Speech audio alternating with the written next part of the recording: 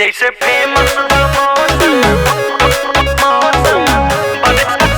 वैसे famous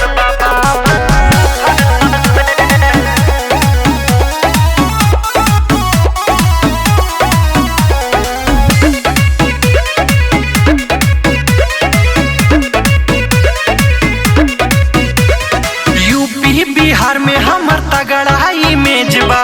social media पे चढ़ल क्रेजबा। UP Bihar में हमर तगड़ा इमेज बा।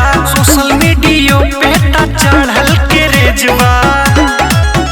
बाटे चर्चा इतिहास में कई अरसा से। जैसे फेमस बा मौसम बरसा से वैसे फेमस बा बाभन फरसा से।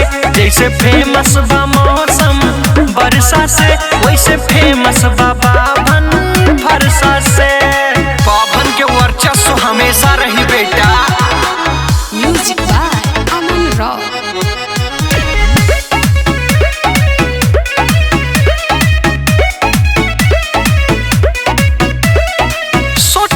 करके ते रेस कबो बाज से सीधा संपर्क करा दिया मोराज से।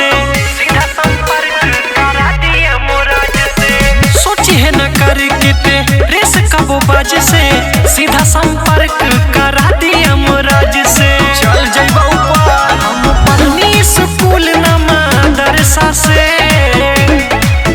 जैसे फेमस बा मौसम बरसा से वैसे फेमस बा बाभन फरसा से। जैसे फेमस बा मौसम बरसा से वैसे फेमस बा बाभन फरसा से। पता गली है। Music by Aman rock.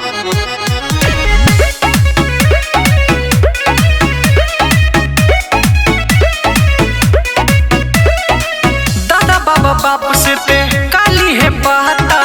बाभन के घरे तोरे चालत रहे खाता। बाभन के घरे तोरे चालत रहे खाता। दादा बाबा बाप से ते काली है बहता।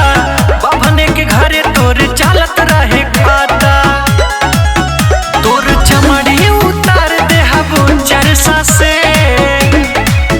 जैसे फेमस बा मौसम बरसा से वैसे फेमस बा बाभन फरसा से।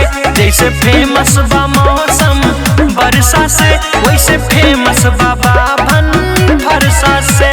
सिंहासन पे शासन सिर्फ ब्राह्मणों का रहेगा।